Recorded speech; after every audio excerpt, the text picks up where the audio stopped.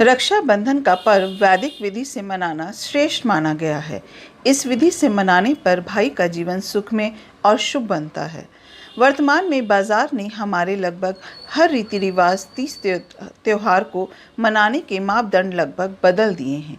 चकाचौंध में इन त्योहारों के वास्तविक मूल्य भी लुप्त होते जा रहे हैं। रक्षाबंधन से लगभग एक महीने पहले ही बाज़ारों में रौनक शुरू हो जाती है। दुकानें सजाई जाने लगती है। रंग बिरंगी राखियों के स्टॉल भी लगाए जाने लगते हैं।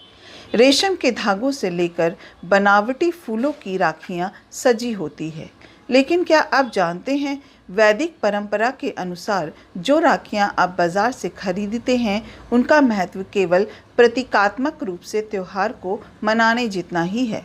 शास्त्रानुसार रक्षाबंधन के दिन बहनों को भाई की कलाई पर वैदिक विधि से बनी राखी, जिसे वास्तव में रक्षा सूत्र कहा जाता है, बांधी जानी चाहिए। इसे बांधने की विधि भी शास्त्र सम्मत होनी चाहिए। रक्षाबंधन के दिन राखी बांधने के अति शुभ मुहूर्त अपराह्न का समय होता है। यदि कभी अपराह्न मुहूर्त किन्हीं ज्योतिषी कारणों से उपलब्ध ना हो तो प्रदोष मुहूर्त भी अनुष्ठान के लिए शुभ माना जाता है। भद्रा समय किसी भी प्रकार के शुभ कार्य के लिए अशुभ माना जाता है, इसलिए इस समय अनुष्ठान ना करें। कच्चे सूत व हल्दी से बना रक्षा सूत्र शुभ व शुद्ध माना जाता है। मान्यता है कि सावन के मौसम में यदि रक्षा सूत्र को कलाई पर बांधा जाए तो इससे संक्रामक रोगों से लड़ने की हमारी रोग प्रतिरोधक क्षमता का विकास होता है। साथ ही यह रक्षा सूत्र हमारे अंदर सकारात्मक ऊर्जा का संचरण भी करता है। वही दुर्वा, अक्षत, केसर, चंदन, सरसों से बना रक्षा सूत्र भी शुभ व सौभाग्यशाली माना जाता है। विभिन्न धार्मिक क्रियाकलापों में इन वस्तुओं का इस्तेमाल होते हुए आपने देखा होगा। हल्दी, चावल और दूध तो विशेष रूप से लगभग हर कर्मकांड, पूजा आदि में प्रयोग की जाती है। दरअसल रक्षा सूत्र में इनके इस्तेमाल के पीछे की मान्यता भी यही है कि जिसे भी रक्षा सूत्र बांधा जा रहा है, उसकी वंश बेल दूब की तरह ही खूब फले फैले। भगवान श्री गणेश को प्रिय होने से इसे विघ्नहर्ता भी माना जाता है। वही अक्षत यानी चावल आपसी रिश्तों में एक दूसरे के प्रति श्रद्धा के प्रतीक है। साथ ही दीर्घायु स्वस्थ जीवन की कामना भी इनमें निहित मानी जाती है। केसर तेजस्विता के लिए तो चंदन शीतलता यानी संयम के लिए एवं सरसों हमें दुर्गुणों के प्रति तीक्ष्ण बनाए रखने इस कामना के साथ रखी जाती है। हल्दी, गोमती चक्र, कोड़ी भी शुभ माने जाते हैं। वैदिक राखी बनाने के लिए एक छोटा सा ऊनी, सूती या रेशमी पीले कपड़े का टुकड़ा ले। इसमें दुर्वा, अक्षत, केसर या हल्दी, शुद्ध चंदन, सरसों के साबुत दाने, इन 5 चीज़ों को मिलाकर कपड़े में बांधकर सिलाई कर दे। फिर कलावे से जोड़कर राखी का आकार दे। सामर्थ्य हो तो उपरोक्त 5 वस्तुओं के साथ स्वर्ण भी डाल सकते हैं। शास्त्रानुसार इसके लिए 5 वस्तुओं का विशेष महत्व होता है, जिनसे रक्षा सूत्र का निर्माण किया जाता है। इनमें दुर्वा, अक्षत, केसर, चंदन और सरसों के दाने शामिल हैं। इन 5 वस्तुओं को रेशम के कपड़े में बांध दे या सिलाई कर दे, फिर इसे कलावे में पिरो दे। इस प्रकार वैदिक राखी तैयार हो जाएगी। 5 वस्तुओं का महत्व। दुर्वा, घास। जैसे दुर्वा का एक अंकुर जमीन पर लगाने पर वह हजारों की संख्या में फैल जाती है, वैसे ही हमारे भाई या हितैषी के जीवन में भी सद्गुण फैलते जाए, बढ़ते जाए, इस भावना का द्योतक है दुर्वा। उसी प्रकार रक्षाबंधन पर भी कामना की जाती है कि भाई का वंश और उसमें सद्गुणों का विकास तेजी से हो, सदाचार, मन की पवित्रता तीव्रता से बढ़ती जाए। दुर्वा विघ्नहर्ता गणेश जी को प्रिय है, अर्थात हम जिसे राखी बांध रहे हैं उनके जीवन में विघ्नों का नाश हो जाए। अक्षत यानी चावल। हमारी परस्पर एक दूसरे के प्रति श्रद्धा कभी शत विषक्त ना हो, सदा अक्षत रहे। केसर। केसर की प्रकृति तेज होती है, अर्थात हम जिसे राखी बांध रहे हैं वे तेजस्वी हो। उनके जीवन में आध्यात्मिकता का तेज, भक्ति का तेज कभी कम ना हो। चंदन। चंदन की प्रकृति शीतल होती है और यह सुगंध देता है। उसी प्रकार उनके जीवन में शीतलता बनी रहे, कभी मानसिक तनाव ना हो। साथ ही उनके जीवन में परोपकार, सदाचार और संयम की सुगंध फैलती रहे। सरसों के दाने। सरसों की प्रकृति तीक्ष्ण होती है, अर्थात इससे यह संकेत मिलता है कि समाज के दुर्गुणों को, कंटकों को समाप्त करने में हम तीक्ष्ण बने। सरसों के दाने भाई की नज़र उतारने और बुरी नज़र से भाई को बचाने के लिए भी प्रयोग में लाए जाते हैं। इस प्रकार इन 5 वस्तुओं से बनी हुई एक राखी को सर्वप्रथम भगवान के चित्र पर अर्पित करें। फिर बहनें अपने भाई को, माता अपने बच्चों को, दादी अपने पोते को शुभ संकल्प करके बांधे। इस प्रकार इन 5 वस्तुओं से बनी हुई वैदिक राखी को शास्त्रों नियमानुसार बांधते हैं।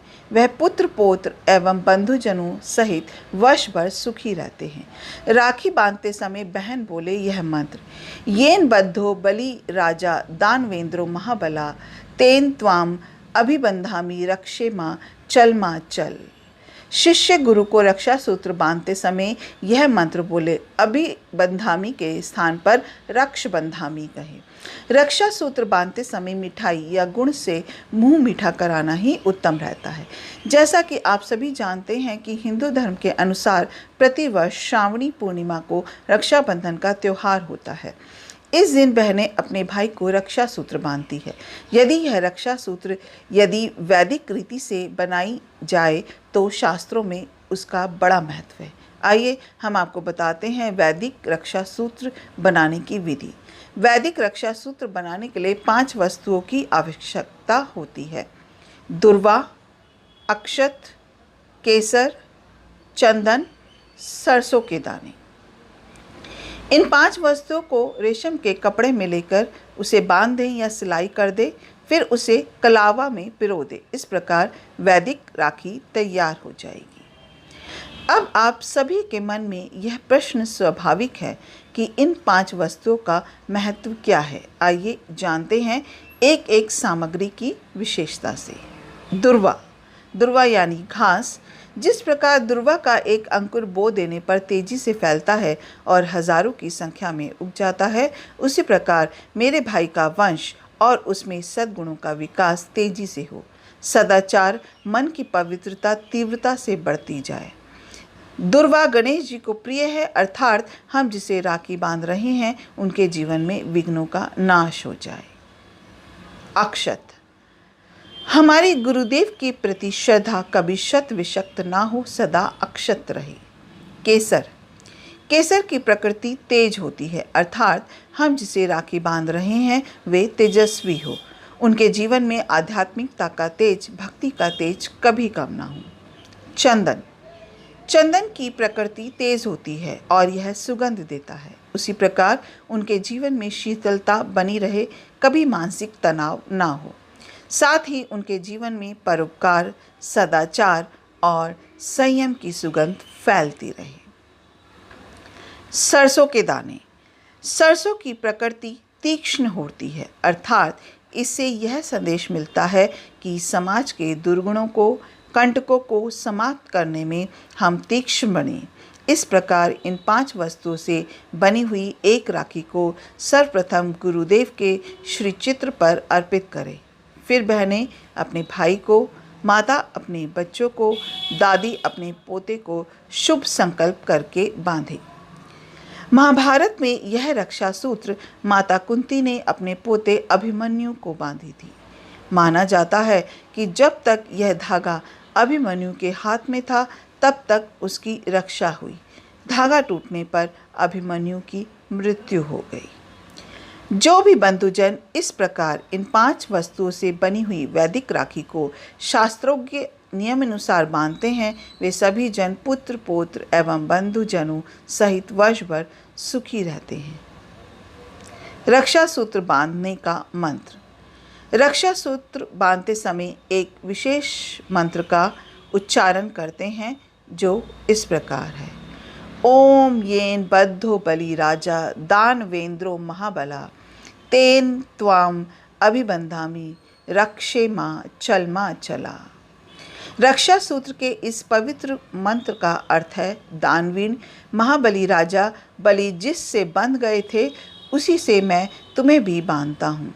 फिर रक्षा सूत्र को संबोधित करते हुए, हे रक्षा तुम स्थिर रहना, अर्थात जिस प्रकार भगवान वामन ने राजा बलि को रक्षा सूत्र बांधा था, उसी प्रकार मैं तुम्हें भी इस रक्षा सूत्र रूपी धर्म बंधन में बांधता हूँ। हे रक्षा, तुम स्थिर रहो। सारता, इस मंत्र का भाव यही है कि जिस व्यक्ति को रक्षा सूत्र बांधा जा रहा है वह अपने धर्म में स्थिर रहे और दैवी शक्तियाँ उसकी रक्षा करें। अपना कीमती समय देने के लिए दिल से शुक्रिया।